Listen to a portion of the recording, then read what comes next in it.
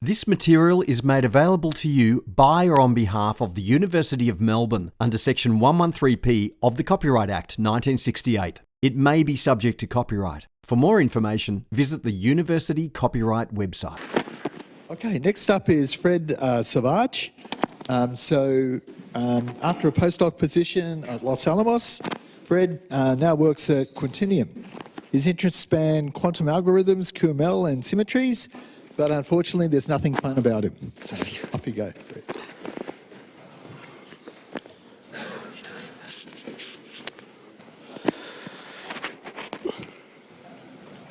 Excellent. Can you hear me? Yeah, cool. Okay, today I'm super happy to present this recent work on classical shadows with symmetries, a collaboration with Martin Larocca, and you can find the manuscript on arXiv. Let us start with a little bit of motivation. So as we are all well aware, our ability to prepare and operate quantum systems has dramatically increased over the last years, last decade. And with these new capabilities comes the question of how do we certify such experiment, and also quite relevant for quantum machine learning, how do we extract information from large quantum states? Maybe the most straightforward but expensive option is quantum state tomography, which is a task of coming up with an estimate, this ρ, of the true quantum state ρ, which is epsilon close in trace distance. Another way to say the same thing is that this estimate should lead to estimate of expectation values, which are epsilon close to the true expectation value for any observable with operator norm bounded by 1. And it's quite demanding.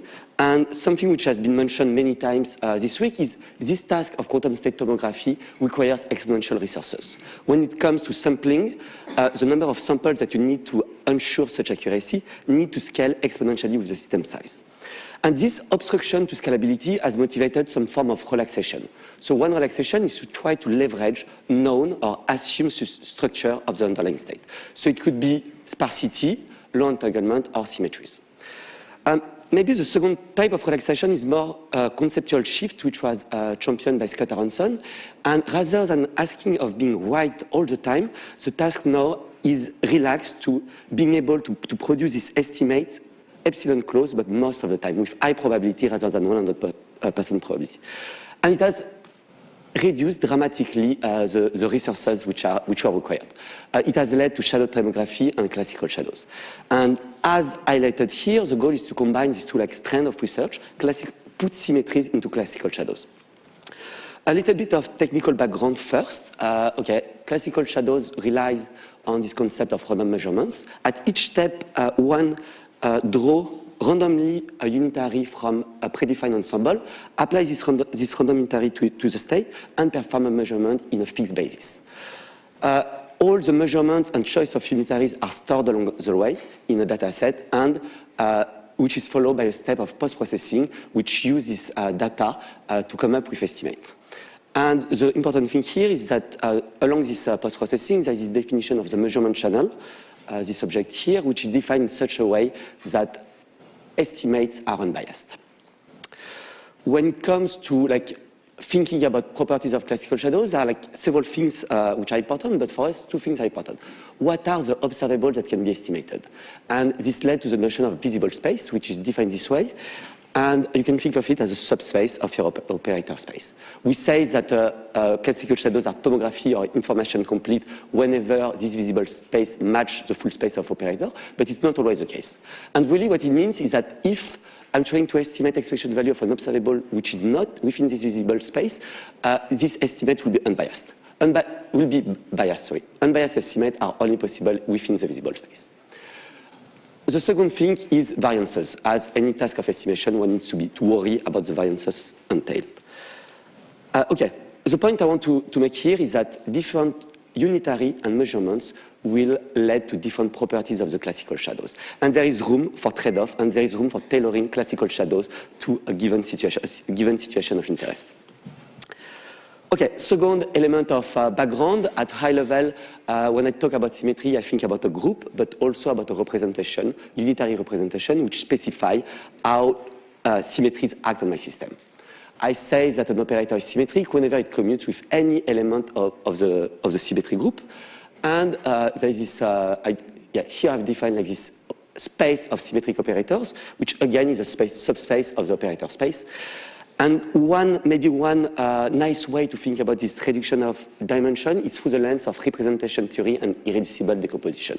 For us, the only thing which matters is that this irreducible decomposition means that there exists a change of basis in which all of these symmetric observables or operators adopt a given block diagonal decomposition.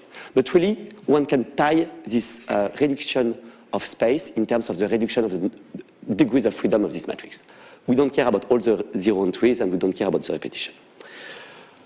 Also interesting for us is the concept of twirl, which is defined as follow, which is an average under the group action, and which is interesting is that it performs an orthogonal projection onto the symmetric space, meaning that if you give me some operator which is not symmetric, I can always apply this twirl to get something which is symmetric. And this led us to this identity, which is like quite easy to come up with, but really what it means is that whether you have symmetric observables or symmetric states, at the end of the day, when it comes to estimating expectation value, only the symmetric parts of both contribute, and no more. Great, so now let's see what we're doing in this work. The underlying assumption is that either my state of interest or my observables are symmetric. And then the questions we aim to answer are, can we tailor classical shadows to account for these symmetries? How to do so concretely, and what are the benefits? And the first question from the background, I hope it's quite clear, but given that only symmetric parts of my state contribute towards this expectation value, really I shouldn't measure anything outside this symmetric operator subspace, meaning that my visible space should be equal to this symmetric operator subspace. And the goal now is to tailor the measurement and the unitary to bring this visible space to be exactly equal to this thing. And we call classical shadows satisfying this criterion symmetric classical shadows. Okay, that's great, but how to do so? So here we explore two different ways. The first one on the left is really explicit. It uses this kind of representation theory knowledge that I mentioned earlier, and it relies to the ability to perform as a quantum circuit this change of basis or this unitary transformation. And after this unitary transformation, the very nice thing is that information is split into different registers, with some registers which are informative and on which we need to perform tomography complete classical shadows, but other registers which kind of encode the redundant information, so that we don't need to care about them. So really, if you're able to perform this, this transform, you can like really easily see how it translates into these blocks. The nice thing is that by construction, these classical shadows are symmetric, and one can relate the variance of the estimates in terms of the dimension of the larger block. One of the drawbacks, however, is that typically it will, first, we don't know for arbitrary groups what is this circuit implementation, and even when known, it may incur very large circuit overhead. That's why we also explore a different type of symmetric classical shadows by means of symmetrization. So here the idea is one start with a classical shadows which are not symmetric, twirl both the generator or the unitaries and the measurements, and come up with something which is symmetric. Pros, it may be potentially shallow, but there is a lot of heavy lifting, in particular in terms of working out the details, working out the measurement channel, inverting the measurement channel, and also it only satisfies this or only ensures this inclusion, but not the equalities that we're after. Anyway, we trying to be a little more concrete. So far, I've been talking about general groups and general representation, but now we instantiate this idea on a very concrete example. So here the symmetry, the underlying symmetry group is a symmetry group, and it's permutation invariance, meaning that I have a system of n qubits, and I can relabel these qubits, nothing changed. Okay, in this case, this block diagonalization transform is called the quantum Shor transform, and people or researchers have developed different schemes to implement it as a quantum circuit. For the second one, the one that we have hopes about in terms of shallow quantum circuit, we start with classical shadows which are not symmetric, and after twirling under this symmetric group, we end up with a new protocol which is symmetric. So now we have single qubit rotations, but correlated over each of the qubits. So on the left, these rotations were independent, now they are correlated. Same thing for the measurement. Here we have computational basis measurement, and now we have like Hamming weight measurements, meaning that we don't care about the order of the bit string, but only about the number of 1 or zeros. Okay, and we do this heavy lifting, showing that they satisfy the criterion, also evaluate this measurement channel, invert it, and things like that. It's a little bit tedious, but it's necessary for implementation. Just to flash out a little bit of results, we look at this task of JZ benchmark when the unknown state is a JZ. The nice thing about it is that one can do numerical simulation at scale, and in order to perform comprehensive comparison.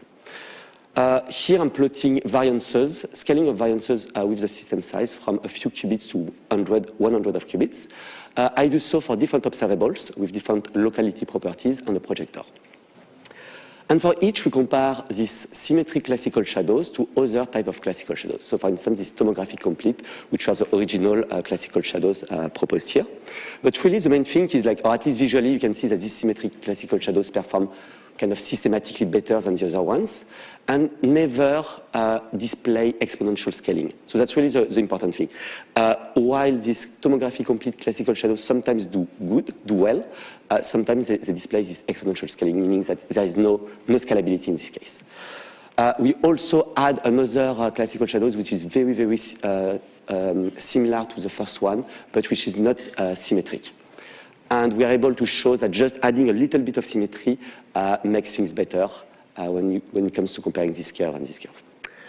Okay, let me wrap up. Motivation, we want to embed symmetry knowledge in the design of classical shadows. And I hope I have convinced you that if you have a task of characterization and you have a little bit of ideas of symmetries, you should try to use it.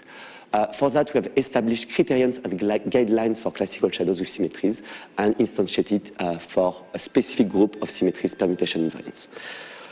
Okay, application of this permutation invariant classical shadows, I think they may be, or I believe they may be very useful for problems of state preparation in quantum metrology, where typically in quantum metrology, your probe state are permutation invariant, be it a GHZ state or the spin squeeze state. Also, because problems on graph, machine learning problems on graphs relate to these symmetries, this may be very useful in the quantum machine learning pipeline to learn on graphs.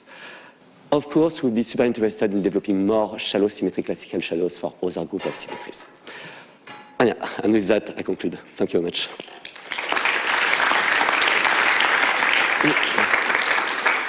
Thank you very much, Fred. We have time for questions.